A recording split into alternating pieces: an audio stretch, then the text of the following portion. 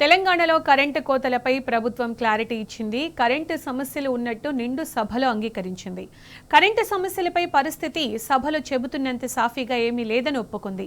ట్రాన్స్ఫార్మర్లు కాలిపోతే రైతుల డబ్బులు వెళ్తుందని సిపిఐ ఎమ్మెల్సీ నెల్లికంటి సత్యం మండలిలో ప్రస్తావించారు. గత ప్రభుత్వంలో 3 డీడీలు కడితే 7 స్తంభాలు ఇచ్చేవారని, కాంగ్రెస్ ప్రభుత్వంలో 1 స్తంభమే ఇస్తున్నారని మండలి దృష్టికి తీసుకొచ్చారు. ఆ స్తంభాలు కూడా రైతులే కొంటున్నారని వివరించారు.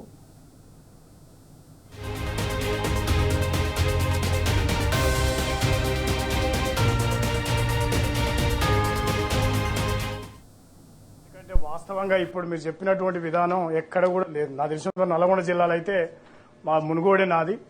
మరి మేమే ట్రాక్టర్లు పెట్టి కాలిపోతే ట్రాన్స్ఫర్ తీసుకుపోతే 3-4 రోజులు పడతా ఉంది. మునుగోడు ప్రాంతం మీరు ఎవరికైనా ఫోన్ చేయండి. మునుగోడులోనే ఆ మరమ్మతు కేంద్రం ఉంది. ఒక ట్రాన్స్ఫారం కాలిపోతే 3 రోజులు 4 రోజులు పడతా ఉంది. అదేవిధంగా నార్కడపల్లి మండలంలో కూడా అదే పరిస్థితి. నల్గొండ జిల్లాలో ఎక్కడ కూడా మీరు చెప్పిన దాని అధికారులు తీసుకొచ్చి ట్రాన్స్ఫారం కాలిపోతే తీసుకుపోయినటువంటి దాఖలాలు లేవు.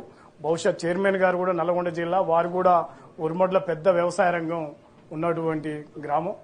అందువల్ల మీరు చెప్పే క్షేత్రస్థాయిలో అమలైతలేదని సందర్భంగా నేను గుర్తు చేస్తా ఉన్నాను. మరి చాలా దారుణంగా ఉంది. నిజంగా రైతులే స్వయంగా 10,000 రూపాయలు 15,000 రూపాయలు ఖర్చు అయ్యేటువంటి పరిస్థితి ఉంది. అందరు రైతులు ఆ సందర్భంగా 500 1000 వేసుకొని ఆ రకంగా ఇబ్బంది అయ్యే పరిస్థితి ఉంది. అందువల్ల దయచేసి దాన్ని అర్థం చేసుకోవాలని నేను మంత్రి. దీనికి సమాధానం శాసనమండలి చైర్మన్ గుత్తా సుఖేందర్ రెడ్డి కూడా స్పందించారు. కరెంటు కోతలు, కరెంటు సమస్యలు ఉన్న మాట నిజమేనని ఒప్పుకున్నారు.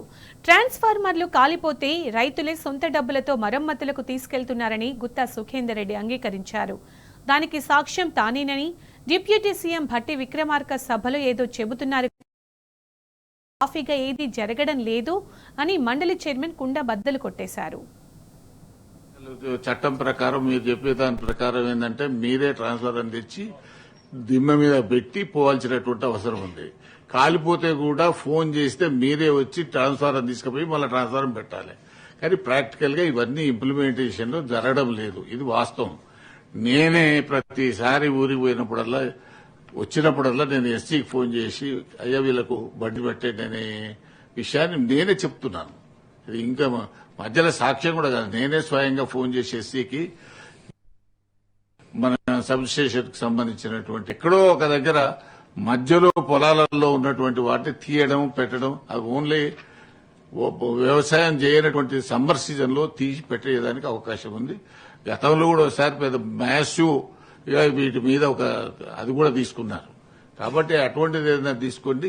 కానీ ఇంత మీరు చెప్పినంత స్మూత్ గా గ్రౌండ్ లెవెల్లో లేదు. ఇది వాస్తవమైనటువంటిది. అసలు చట్టం ప్రకారం మీరు చెప్పే దాని ప్రకారం ఏంటంటే మీరే ట్రాన్స్ఫారం తెచ్చి దిమ్మ మీద పెట్టి పోవాల్సినటువంటి అవసరం ఉంది.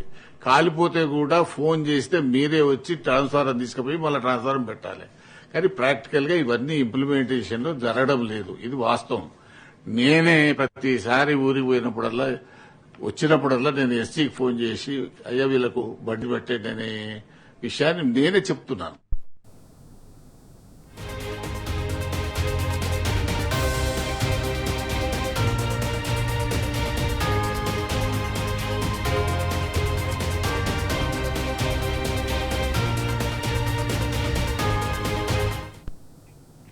ఇదే అంశానికి సంబంధించి పూర్తి సమాచారం మా ప్రతినిధి మహేష్ అడిగి తెలుసుకుందాం. మహేష్, తెలంగాణలో కరెంటు కోతలకు సంబంధించి ప్రభుత్వం స్పష్టమైన క్లారిటీ ఇచ్చింది. కరెంటు సమస్యలు ఉన్నట్టు నిండు సభలో మండలి చైర్మన్ స్వయంగా ఒప్పుకున్నారు. గత ప్రభుత్వంలో ఇలా ఉండేది కాదు, కానీ ఇప్పుడు రైతులు చాలా ఇబ్బందులు పడుతున్నారని కూడా చెప్పడం జరిగింది. అప్డేట్స్ ఏంటి దీనికి సంబంధించి? తెలంగాణలో కరెంటు కోతలపై ప్రభుత్వం క్లారిటీ ఇచ్చినట్టయింది. కరెంటు సమస్యలు ఉన్నట్టు నిండు సభలో అంగీకరించింది. కరెంటు సమస్యలపై పరిస్థితికి సంబంధించి సభలో చెబుతున్నంత సాఫీగా గ్రౌండ్ లెవెల్లో లేదని కూడా చెప్తున్నది. ఇక ట్రాన్స్ఫార్మర్లు కాలిపోతే రైతులే డబ్బులు పెట్టి మరమ్మతులు తీసుకెళ్తుందని అటు సిపిఐ ఎమ్మెల్సీ నెల్లికంటి సత్యం మండలిలో ప్రస్తావించారు. గత ప్రభుత్వంలో 3 డీడీలు కడితే 7 స్తంభాలు ఇచ్చేవారు. కానీ కాంగ్రెస్ ప్రభుత్వంలో 1 స్తంభమే ఇస్తున్నారని మండలి దృష్టికి ఆయన తీసుకొచ్చారు.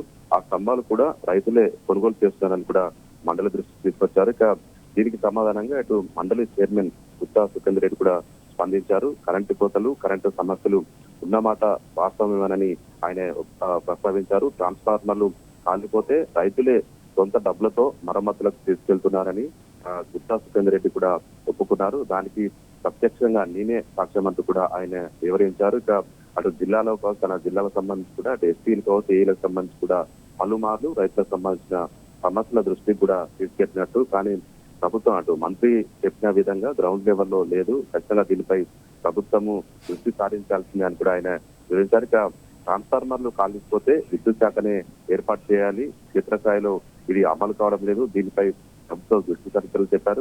కొత్త ట్రాన్స్ఫార్మర్లు కావచ్చు, కొత్త లైన్లకు సంబంధించి వీటన్ని కూడా కాంట్రాక్ట్ ఇస్తారు. అదంతా పనులు కూడా వారు సరిగా పనిచేయట్లేదు. తిరిగి మళ్ళీ రైతులే వాటిని ఏర్పాటు చేసుకునే దుస్థితి నెలకొందని కూడా ఆయన చెప్పిన పరిస్థితి కనిపిస్తా ఉంది.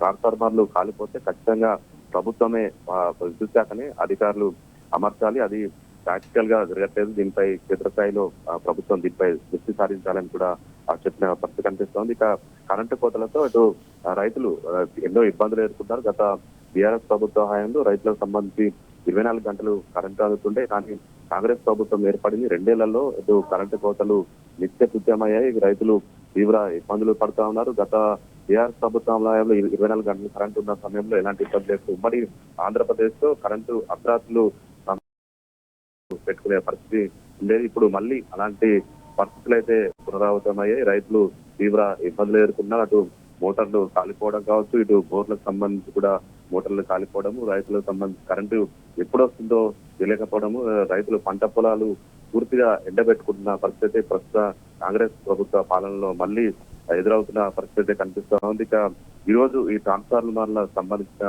చర్చలో భాగంగా ఇటు ఈ సందర్భంగా మండలి చైర్మన్ కూడా ఇదే విషయాన్ని గ్రౌండ్ లెవెల్లో క్షేత్రస్థాయిలో రైతులు పడుతున్న ఇబ్బందిని కూడా ఇటు మండలిలో ప్రస్తావించిన పరిస్థితి మనకు కనిపిస్తా ఉంది. Right, thank you Mahesh.